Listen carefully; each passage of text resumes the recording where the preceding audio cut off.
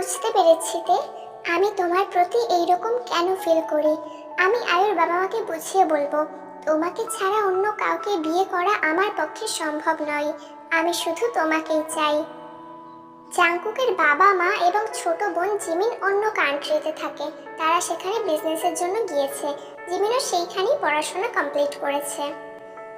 Jungkook পৌঁছে গেল তের ছোট্ট অ্যাপার্টমেন্টে, কিন্তু রুম লক করা। রুম লক করা কেন? তে বাড়িতে আসেনি। জাংকুক তাড়াতাড়ি অ্যাপার্টমেন্টের ওনারের কাছে চলে গেল। আঙ্কেল, রুম নাম্বার 8 এর মেয়েটি কোথায় থাকে? তার রুম লক করা কেন? আরে জাংকুক যে, ওহ তুমি তের কথা বলছো। ও আসলে হঠাৎ করে একটা চিঠি লিখে চলে গেছে। ও নাকি এখানে আর থাকতে পারবে না। রুমের কোনো জিনিসপত্রও নেয়নি। কি? আমাকে চিঠিটা দেখাতে পারবেন? হ্যাঁ অবশ্যই, তুমি ভেতরে আসো বাবা, আমি চিঠিটা নিয়ে আসছি। জাংকুক অস্থির হয়ে লোকটির ঘরে সোফায় বসলো। লোকটি কিছুক্ষণের মধ্যেই চিঠি নিয়ে আসলো। এই নাও। সরি আঙ্কেল, এইভাবে কিছু না বলে চলে যাওয়ার জন্য। আমি আর এখানে থাকতে পারবো না। আমার ঘরের আসবাবপত্র আমি রেখে যাচ্ছি। আশা করি এগুলো বিক্রি করলে আপনার এই মাসের ভাড়া পেয়ে যাবেন। জাংকুকের মাথায় যেন আকাশ ভেঙে পড়ল। সে চিঠি হাতের লেখা দেখেই বুঝতে পেরেছে এটি তেরই হাতের লেখা। ওনার জাংকুকের রিয়াকশন দেখে বুঝতে পারলো কোনো একটা গন্ডগোল নিশ্চয়ই আছে। কিছু কি হয়েছে জাংকুক বাবা? না না আঙ্কেল, ধন্যবাদ আপনাকে। কথাটা বলেই জাংকুক বেরিয়ে গেল। তার গাড়ির কাছে আসলো। চোখের পানি টলমল করছে তার। লোকে বলে ছেলেদের নাকি কান্না করা বারণ, কিন্তু জাংকুক তো পারছে না তার চোখের পানি ধরে রাখতে।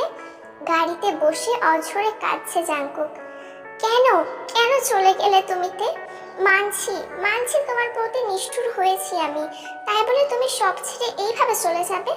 আমি এখন তোমাকে কোথায় খুঁজবো? কোথায় গেলে তুমি? সব দোষ আমার। আমি তোমার অনুভূতিগুলো বুঝতে দেরি করেছি, কিন্তু যখন বুঝলাম তখন তুমি আমার থেকে অনেক দূরে চলে গেছো। ছোট্ট একটা ডেয়ার আমার জীবনকে এইভাবে এলোমেলো করে দেবে আমি ভাবতেও পারিনি। কেন এসেছিলে তুমি আমার জীবনে? জাংকুক গাড়িতে বসেই কান্না করছিল। তখন তার ফোনে কেউ কল করলো। জাংকুক ফোন তুলে দেখলো তার বাবা কল করেছে। সে নিজের গলার স্বর স্বাভাবিক করার চেষ্টা করলো। কেমন আছো বাবা তুমি? সারপ্রাইজ! কিসের সারপ্রাইজ? আমরা কোরিয়ার এয়ারপোর্টে আসছি, আমাদের নিতে আসবে না জাঙ্কু? হোয়াট? তোমরা আজকে আসবে আমাকে একবারও জানালে না? এই জন্যই তো বললাম সারপ্রাইজ। এখন তাড়াতাড়ি আমাদের পিক আপ করতে আসো। জিয়ন জিহুন জাংকুকের বাবা, আর তার মা হচ্ছে জিয়ন জিহি, তার বোন জিমিনা। জিহুন কল কাটার পর জাংকুক একটা দীর্ঘশ্বাস ফেললো। মুখে মিথ্যে হাসির মুখোশ পরে এয়ারপোর্টে চলে গেল। ভাইয়া, আমি তোমাকে অনেক মিস করেছি বলেই জিমিন জাংকুককে জড়িয়ে ধরলো। জিহুন আর জিহিও তাকে জড়িয়ে ধরলো। তবে জাংকুকের মায়ের জাংকুকের অবস্থা দেখে একটু অস্বাভাবিক লাগছিল। জাংকুক, তোর এমন অবস্থা কেন? চুলগুলো উস্কো খুস্কো, চোখগুলো কিছুটা ফোলা। তুই কি কান্না করেছিস? তাই তো ভাইয়া, তোর কি হয়েছে বলতো? আয়ু ভাবির সাথে ঝগড়া করেছিস নাকি? না না, এমন কিছুই না। আমি ঘুম থেকে ওঠা মাত্রই বাবার কল পেয়েছি, তাই এয়ারপোর্টে এসেছি। ফ্রেশ পর্যন্ত হয়নি। ও, আমার ছেলে বুঝি আমাদের খুব মিস করেছে। চল এবার বাড়ি ফেরা যাক। হ্যাঁ চলো সবাই। জাংকুকের মুখ দেখে বোঝার উপায় নেই সে মিথ্যে কথা বলছে। এর সাথে কাটানোর সময় হয়তো অভিনয় ছিল না, কিন্তু সে এখন সত্যি অভিনয় শিখে গেছে। তাই তো তার বাহিরের অভিনয় দেখে তার ভেতরের ক্ষত সম্পর্কে কেউ বুঝতেই পারল না। গাড়ি পৌঁছে গেল জিয়ন মেনশনে। মেইড ও গার্ডরা সবাই মিলে জাংকুকের বাবা মা ও বোনকে ওয়েলকাম করছে। ডাইনিং টেবিলে অনেক রকমের খাবার সাজানো, অর্থাৎ সবাই জানতো আজই তারা আসবে, শুধু জাংকুক বাদে। ফ্রেশ হয়ে নিচে আয় জাঙ্কুক, সবাই একসাথে আজকে ব্রেকফাস্ট করব। তোমাকে কিছু বলার আছে। জাংকুক বাধ্য ছেলের মতন ফ্রেশ হতে চলে গেল। রুমে যাওয়ার সাথে সাথে তার মুখের হাসিটা যেন কোথায় মিলিয়ে গেল। এইরকম পরিস্থিতিটা খুবই কঠিন হয় যখন আমাদের মানসিকতার অবস্থা খারাপ থাকা সত্ত্বেও আমরা অভিনয় করে সবাইকে দেখাই আমরা একদম ঠিক আছি। জাংকুকের ক্ষেত্রেও এখন একই অবস্থা। আজ তুমি আমার থেকে দূরে সরে গেলে, আর আজই আমার পরিবার আমার কাছে ফিরে আসলো। আমি বুঝতে পারছি না আমি কতক্ষণ তাদের সামনে এই ভালো থাকার অভিনয় চালিয়ে যেতে পারবো। জাঙ্কুক ফ্রেশ হয়ে ড্রয়িং রুমে গেল। সেখানে তার মা বাবা ও বোন তারই জন্য অপেক্ষা করছিল। সবাই একসাথে খেতে বসলো। জাঙ্কুকের বাবা কথা শুরু করলো। তো জাঙ্কুক, তুমি তো জানো আমি আমার বিজনেস তোমার হাতে তুলে দেব। তারপর তোমার আর আয়ুর বিয়েও হয়ে যাবে। বিয়ের কথা শুনে জাঙ্কুকের বুকে চিনচিন ব্যথা অনুভব হচ্ছে। সে কখনোই এই বিষয়ে মাথা ঘামায়নি, কিন্তু এখন তার কষ্ট হচ্ছে। তার ভালোবাসা যে অন্য কেউ, সে আয়ুকে কিভাবে বিয়ে করবে? হ্যাঁ, বিয়ে হতে এখনো অনেক সময় আছে, তাই আমরা তাড়াতাড়ি এঙ্গেজমেন্টটা সেরে ফেলতে চাই। হোয়াট? জাঙ্কুক চেয়ার থেকে উঠে দাঁড়ালো। কি রে, উঠে পড়লি কেন? বাবা, আমি এঙ্গেজমেন্টটা এখন করতে পারবো না। কি বলছিস ভাইয়া? কেন জাঙ্কুক, তোমার কি কোনো আপত্তি আছে এই বিয়েতে? কারণ কারণ আমি। জাঙ্কুক থেমে গেল। কি বলবে সে? যে সে একজনকে ভালোবাসে? যদি সে বলেও দেয় সে একজনকে ভালোবাসে, তাহলে তারা তেকে দেখতে চাইবে। কিন্তু জাঙ্কুক কোথায় পাবে তেকে? কারণ কি? থেমে গেলে কেন বলো? আমি আমি ভেবে দেখব। এটা বলে জাঙ্কুক তাড়াতাড়ি নিজের রুমে চলে গেল। না না, আমি কিছুতেই এই এঙ্গেজমেন্ট বা বিয়ে করতে পারবো না। কিন্তু আমি এখন কি করব? কোথায় পাবো আমি তেকে? হ্যাঁ, একটা উপায় আছে সব বন্ধ করার। আমি আয়ুকে সব বুঝিয়ে বলবো। আয়ু নিশ্চয়ই আমাকে বুঝবে। অপরদিকে কোনো একটা সাদা রং করা রুমে মিটমিট করে চোখ খুলে তাকালো তে। চারপাশ ভালোভাবে দেখে বুঝতে পারলো সে হসপিটালে। তোমার কি এখন ভালো লাগছে? তুমি এখন ঠিক আছো? তোমার কি খারাপ লাগছে? আমি কি ডাক্তারকে ডাকবো? আপনারা কারা?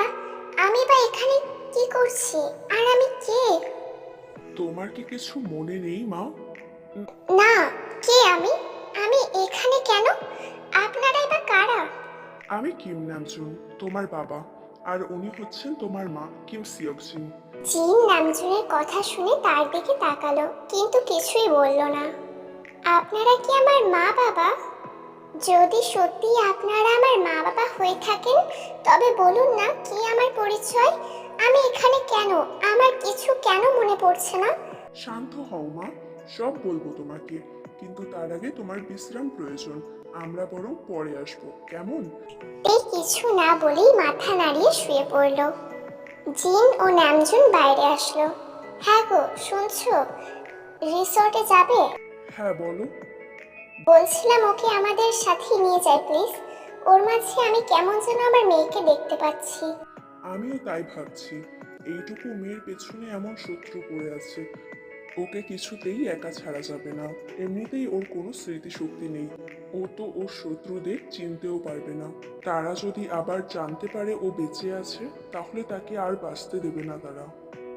জিন নামজুনের কথা শুনে মাথা নাড়িয়ে সম্মতি জানালো, আর ভাবতে লাগলো কিভাবে তারা তেকে রক্তাক্ত অবস্থায় পেয়েছিল। সেই দিন নদীতে পড়ে যাওয়ার পর তের আর জ্ঞান ছিল না। নদীর স্রোত ছিল খুব বেশি। নদীর স্রোতে ভেসে তে নদীর অপর প্রান্তে চলে যায়। সৌভাগ্যবশত জিন ও ন্যামজুন সেদিন বিজনেসের পার্টির পর সেই রাস্তা দিয়ে বাড়ি ফিরছিল। তোমাকে বলেছিলাম না এই রাস্তা দিয়ে আসতে। তুমি কি আদৌ এই রাস্তাটা চেনো? ম্যাপে তো দেখেছিলাম এদিক থেকে বাড়ির রাস্তা শর্টকাট হবে, কিন্তু এখন মনে হচ্ছে রাস্তা হারিয়ে ফেলেছি। হ্যাঁ, তাড়াতাড়ি ফেরার আশায় এখন রাস্তা খুঁজতে আরো দেরি করো। তোমাকে দিয়ে কোনো একটা কাজ করানো চাই না। কি করব বেবি? যবে থেকে তোমার সাথে বিয়ে হয়েছে তবে থেকে তো আমি ভালো কিছুর আশা করাই ছেড়ে দিয়েছি। কি বললে তুমি? তোমার তো খুশি হওয়া উচিত। তুমি আমার মতন একটা সুন্দরী বউ পেয়েছো। নিজের চেহারাটা আয়নায় দেখেছো? আচ্ছা আচ্ছা, আমি ভুল করেছি, আর রাগ করতে হবে না, গাড়ি ঘোরাচ্ছি। নামজুন গাড়ি ঘোরালো। জিন রাগ করে জানালার দিকে তাকিয়েছিল।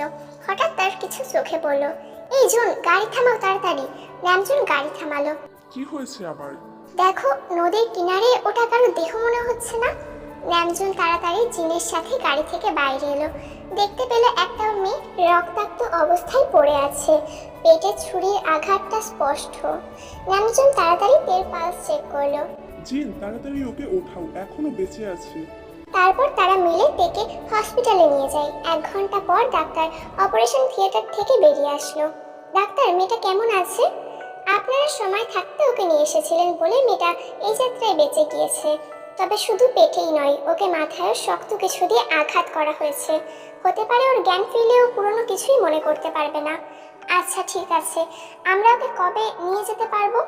2 দিন এখানেই থাকতে হবে। আশা করছি তারপর আপনারা ওনাকে বাড়ি নিয়ে যেতে পারবেন। আচ্ছা।